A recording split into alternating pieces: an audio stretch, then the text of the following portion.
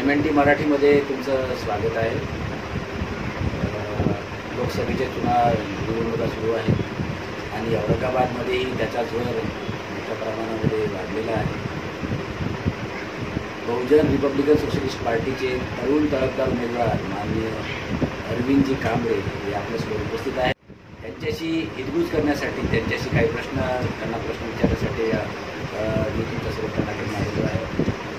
स्वागत आहे सर तुमचं MNT मराठीमध्ये. पक्षाने तुम्हाला इतक्या तरुणपणामध्ये उमेदवारी कशी केली, हा एक प्रश्न आहे. सर, पक्षांनी मला उमेदवारी यासाठी दिली की मी गेल्या 8 ते 10 वर्षापासून राजकारणामध्ये आहे. शाहू आंबेडकरांच्या चळवळीमध्ये आहे आणि राजकारणामध्ये असत असताना मी नेहमी बहुजन समाजाच्या हिताची आंदोलनं केली, मुद्दे उचलले आणि बऱ्याचशा माझ्या 10 वर्षाच्या कार्यकाळामध्ये मला त्या कामांमध्ये यशही आले. याच सर्व कामाचा आढावा घेऊन बहुजन रिपब्लिकन सोशलिस्ट पार्टीचे राष्ट्रीय अध्यक्ष संविधान तज्ञ ॲडव्होकेट त्यांनी त्या कामाच्या आधारावर, माझ्या योग्यतेच्या आधारावर मला ही उमेदवारी दिली. तुम्ही आधी बसपामध्ये काम कार्यकर्ता होता आणि सुरेश माने साहेब जसे वेगळे झाले बसपापासून, तुम्ही त्याच्यासोबत आहात. तुमचं सुरेश मानेसोबत चांगली गती होती की बसपामध्ये म्हणजे वैचारिक याच्यावर न झाल्यामुळे त्यासोबत केलं? आंबेडकरी बहुजन आंदोलन कधीही व्यक्तिपूजन नसतं. बहुजन समाज पार्टीच्या ज्या काही चुका आहेत, धोरणं नीती आहेत, मान्यवर कांशीरामजीचं निधन 2006ला झालं. 2006ला कांशीरामजीचं निधन झाल्यानंतर बहुजन समाज पार्टीने जे मिशन होतं, जे आंदोलन होतं, ते आंदोलन एका वेगळ्या दिशेला नेलं. मग आम्ही त्याचा आरोप असा करतो की ते मनुवाद्यांच्या हातात दिलं किंवा मनुवाद्यांनी त्याच्यावर कब्जा केला. अशा पद्धतीनं बहुजन समाज पार्टीने आपली ध्येय धोरणं बदलली. बहुजन आंदोलन बहुजनासाठी नसून ते मिशन नसून कमिशन झाल्यासारखं आम्हाला वाटत होतं. म्हणून महाराष्ट्रातल्या जनतेला, बहुजन समाजाला एक चांगला पर्याय जो कांशीरामजीचं मिशन होतं, ते मिशन आम्ही BRSPच्या माध्यमातून ती उणीव महाराष्ट्रातल्या समाजाला दिली आणि हे काम डॉक्टर सुरेश माने साहेब यांनी योग्यरित्या केलं. म्हणून आम्ही कधीही व्यक्तिपूजक नव्हतो, आम्ही विचारधारेचे कॅडराईज कार्यकर्ते होतो. म्हणून डॉक्टर सुरेश माने साहेबांचं काम. महाराष्ट्रामध्ये सध्या वंचित बहुजन आघाडीचा फार मोठं वारं वाटलं आणि तुम्ही इथे उमेदवारी घेतली, तर एक प्रकारे जे काही वारं वंचित बहुजन आघाडीकडे वाहत आहे आणि लोकांचा एक समाजावर प्रेशर येत आहे, तुम्ही याच्यामध्ये कसं स्टँड करा? काय हे प्रकाश आंबेडकर विरोधात घेतो असं बिलकुलच नाही आहे.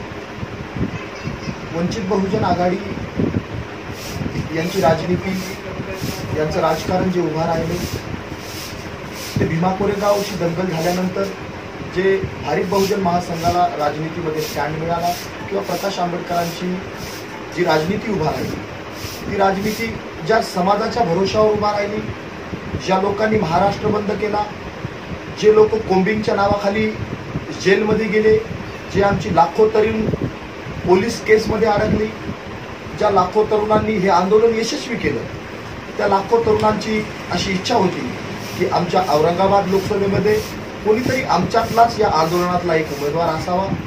म्हणून वंचित बहुजन आघाडी बहुजन समाजाच्या या मागणीला पूर्ण करू शकली नाही. म्हणून वंचित बहुजन आघाडी माझ्यासाठी हे काही आव्हान नाही, माझ्यासाठी त्याचा कुठलाही विरोध नाही. वंचित बहुजन आघाडीने सुरुवातीला कोळसे पाटलांना तिकीट दिलं, तेव्हा एक चांगलं सकारात्मक भूमिका निर्माण झाली. परंतु आता एक जेव्हापासून इम्तियाज जलील यांना तिकीट मिळालं तेव्हापासून निगेटिव्ह फेजमध्ये लोक उभं व्हायला लागले आंबेडकर समाज. त्याच्यावर तुमचं काय म्हणतात? बरोबर आहे. ज्या पद्धतीने मी तुम्हाला पहिलं बोललो की जी लोक महाराष्ट्र बंदमध्ये होती, जी लोक कोम्बिंगच्या नावाखाली जेलमध्ये होती, या लोकांची इच्छा औरंगाबाद लोकसभेमध्ये तरी बाळासाहेब आंबेडकर पूर्ण करू शकले नाही. आणि वंचित बहुजन आघाडी ज्या पद्धतीनं महाराष्ट्रामध्ये त्यांच्यावर जे आरोप होत आहेत, जसं तुम्ही BG कोळसे पाटलांचा विषय काढला, BG कोळसे पाटलांची जी उमेदवारी दिली त्यानंतर ती उमेदवारी MIMच्या नेत्यांनी नाकारली आणि ती उमेदवारी नाकारली असताना ती उमेदवारी रद्द झाली. म्हणून बीजी कोळशे पाटलांना जी उमेदवारी होती तर आम्ही असं मानत होतो की बीजी कोळशे पाटील हे एक आंदोलनातले सहकारी होते, ते फुले आंबेडकरी आंदोलनातला एक साथी होते, म्हणून त्या उमेदवारीबद्दल आमचा कुठलाही ॲक्सेप्ट नव्हता. आणि ज्यावेळेस त्यांची उमेदवारी जाहीर झाली त्यावेळेस BRSPने कुठलाही उमेदवार डिक्लेअर केलेला नव्हता. परंतु ज्यावेळेस उमेदवारी अचानकपणे चेंज झाली म्हणून BRSPला बहुजन समाजाच्या हितासाठी हा स्टँड घ्यावा लागला. परंतु बीजी कोळसे पाटलांचंही म्हणणं होते राष्ट्रवादी काँग्रेससोबत आपण युती करायला पाहिजे होती वंचित, त्या आधारावर त्यांनी ते सोडून दिलं. तुम्ही यांच्यावर कसं म्हणता की तुम्हाला असं वाटतं का बीजी काँग्रेससोबत आज राष्ट्रवादी युती करायला पाहिजे? बघा, मी त्या संदर्भात काही सांगणार नाही. माझे पक्षाचे अजेंडे वेगळे आहेत, माझे ध्येय धोरणं वेगळे आहेत, ती त्यांची ध्येय धोरणं आहेत. तुम्ही त्यांना तिकीट कॅन्सल झालं म्हणून तुम्ही उभं राहता, म्हणजे तुमचा असा विचार आहे असं दिसत नाही. असं नाही. औरंगाबाद लोकसभेतल्या बहुजन समाजाची जी मागणी होती की एक आंदोलनातला माणूस, एक आपल्या बहुजन चळवळीतला माणूस इथला उमेदवार असला पाहिजे, म्हणून या संदर्भामध्ये बाळासाहेब आंबेडकरांची आमचे राष्ट्रीय अध्यक्ष डॉक्टर सुरेश माने साहेब हे 8 आणि 9 तारखेला 2 वेळेस नागपूरच्या गेस्ट हाऊसला भेटले. त्यावेळेस चर्चा झाली आणि चर्चा होत असताना माने साहेबांनी जे प्रस्ताव बाळासाहेब आंबेडकरांना दिले ते प्रस्ताव बाळासाहेबांनी अद्यापही मान्य केलेले नाही.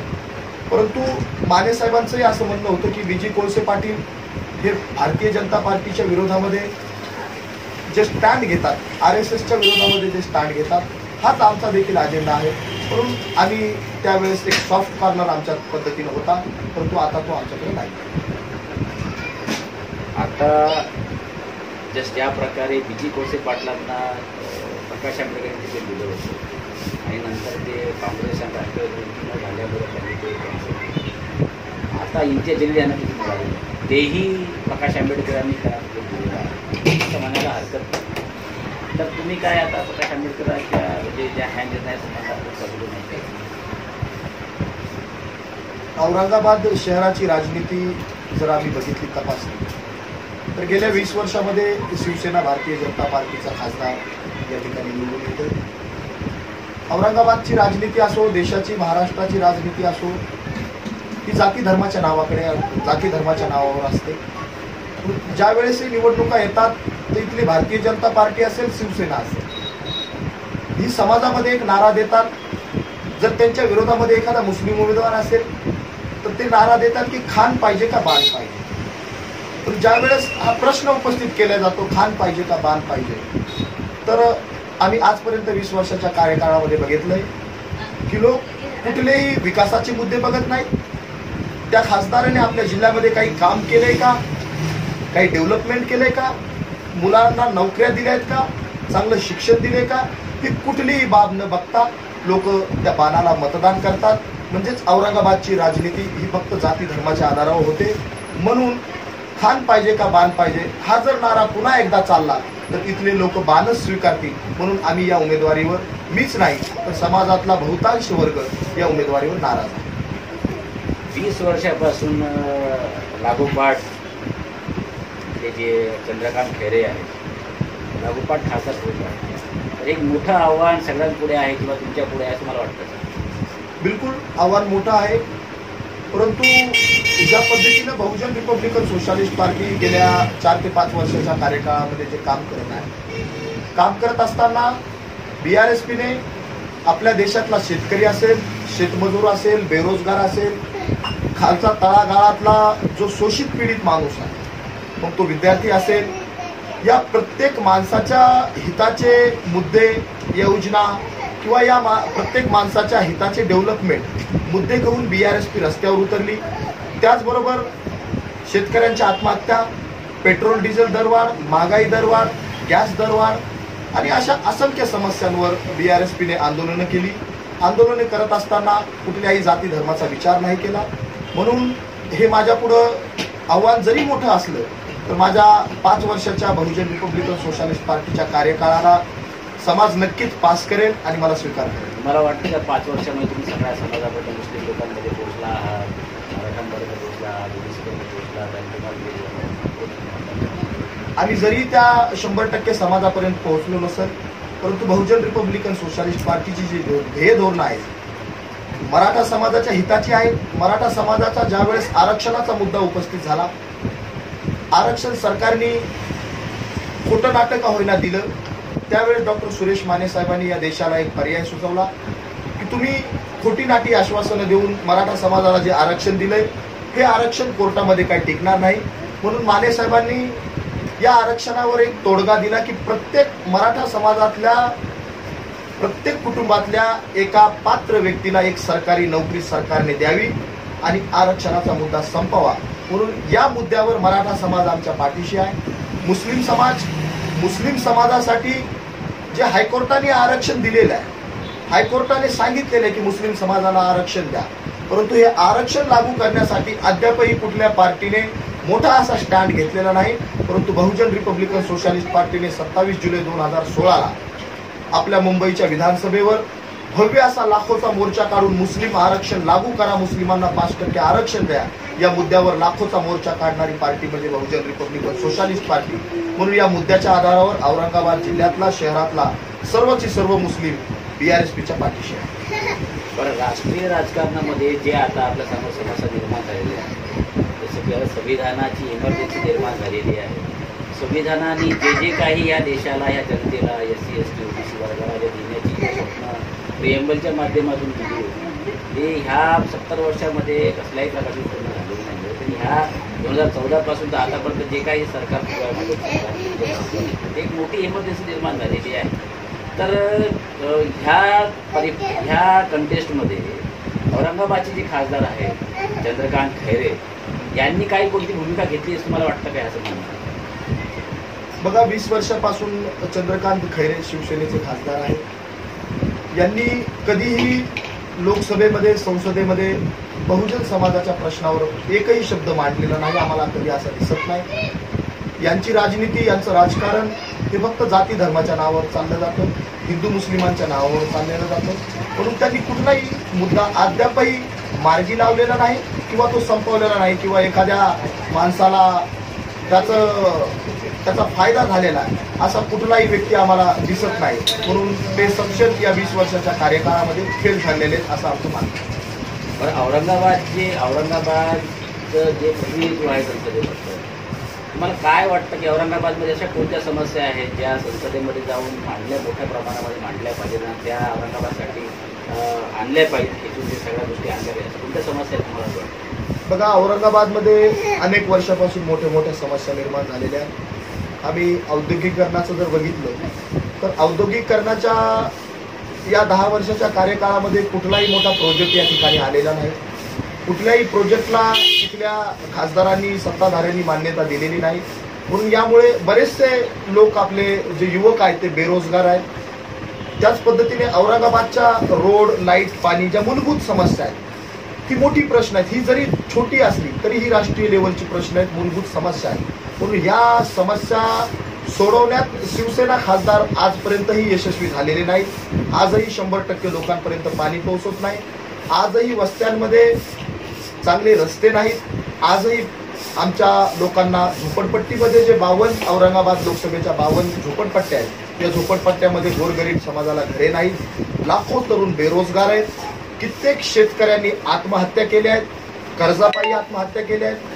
म्हणून या ज्या मोठ्या राष्ट्रीय लेवलच्या समस्या आहेत, या कुठलीही समस्या चंद्रकांत खैरे हे खासदार सोडू शकले नाही, म्हणून ते सपशेल फेल आहे। तुमच्याकडे आता जे काही तुम्ही राजकारणामध्ये आलेला आहात, तर तुमची जीत सुनिश्चित करण्यासाठी तुमच्याकडे असा काही प्लॅन आहे का की तुम्ही मुस्लिमांचे वोट तुम्ही घेणार, मराठ्यांचे वोट तुम्ही घेणार, ओबीसीचे वोट तुम्ही घ्या, 5 वर्षात तुमच्याकडे असं काही प्लॅन बरोबर, आम्ही बहुजन रिपब्लिकन सोशलिस्ट पार्टीच्या माध्यमातून ज्यावेळेसही आमच्या भूमिका असतील, आमच्या अजेंडे असतील ते वेळोवेळी आम्ही जाहीर करत असतो। बहुजन रिपब्लिकन सोशलिस्ट पार्टी प्रत्येक 6 महिन्याला आपलं शक्ती प्रदर्शन करत असते। त्या शक्ती प्रदर्शनामध्ये BRSPची ध्येय धोरणे, डॉक्टर सुरेश माने यांची ध्येय धोरणे, मग ती राज्यस्तरावर असो की देश स्तरावर असो, काय असतील तर आम्ही इथला आदिवासी असो, इथला दलित असो, इथला मुस्लिम असो, इथला मराठा असो, या प्रत्येक मराठा समाजापासून ते आदिवासी समाजापर्यंत, दलित, शोषित, पीडित तळागाळातल्या समाजापर्यंत जी माणसं आजपासून वंचित राहिलेली, ज्या पद्धतीने आपण पहिल्या समस्या ज्या पद्धतीने आपण त्याचा उल्लेख करतो की ज्या समस्या आजपर्यंत मिटलेल्या नाही या देशामध्ये इंदिरा गांधीच्या कार्यकाळापासून राजीव गांधीच्या कार्यकाळापासून गरिबी हटावचा नारा लागलेला आहे, परंतु आजपर्यंत काही गरिबी हटलेली आम्हाला दिसत नाही. महागाई खूप मोठ्या प्रमाणात वाढलेली आहे, पेट्रोल डिझेलचे भाव खूप मोठ्या प्रमाणात वाढलेले आहेत, आदिवासी त्यांच्या जंगलामध्ये सुरक्षित नाहीत, मुस्लिम समाज देशामध्ये सुरक्षित नाही, त्यांना गायीच्या मांसाच्या नावावर मारल्या जाते, त्यांना जातीच्या नावावर मारल्या जाते किंवा 3 तलाकच्या नावावर मारल्या जाते. मराठा समाज बहुतांश शेतकरी हे मराठा समाजाचे आहेत. मराठा समाजाच्या शेतकऱ्यांच्या आत्महत्या लाखोच्या संख्येने देशभरात 5 वर्षाच्या कार्यकाळामध्ये झाल्या. तुमच्याकडे असं काय प्लॅन आहे काय? तेच सांगतो मी. या ज्या समस्या आहेत या समस्यावर BRSP ने एक टाइम बॉन्ड प्रोग्राम बनवलेला आहे, एक प्लॅन बनवला आहे. ज्या पद्धतीने शेतकऱ्यांची समस्या आहे ते शेतकऱ्यांची समस्या मिटवण्यासाठी शेतकऱ्यांना मासिक 5,000 रुपये पेन्शन दिली पाहिजे. हा शेतकरी आत्महत्या रोखण्याचा मोठा प्लॅन आहे. मुस्लिम समाजाच्या ज्या जीवनामरणाचा जो प्रश्न आहे तो प्रश्न मिटवण्यासाठी मुस्लिम समाजाला हायकोर्टाने दिलेले आरक्षण द्यावं, यासाठी BRSP ने अजेंडा बनवला आहे की ते आरक्षण आम्ही देऊ. आदिवासी समाजाला सुरक्षा आम्ही देऊ. आदिवासी समाजाच्या ज्या जमिनी सरकारनं हिसकावलेल्या आहेत या देखील जमिनी आम्ही देऊ. अशा असंख्य जो आमचा तळागाळातला दलित शोषित पीडित समाज आहे, जो आम्ही ज्याला आंबेडकरी समाज म्हणू किंवा आम्ही दलित समाज म्हणतो, यांची जी विकासाची अजेंडे आहेत ही आम्ही सगळी बनवलेली आहेत. ही अजेंडे त्यांचं घर असेल, त्यांचं आरक्षण असेल, त्यांचं शिक्षण असेल किंवा संवैधानिक ज्या काही बाबी आहेत या परिपूर्ण समाजाला देण्याचे अजेंडे आम्ही बनवलेले आहेत.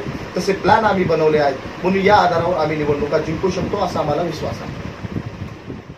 मला जनतेने का म्हणून मतदान करायला पाहिजे?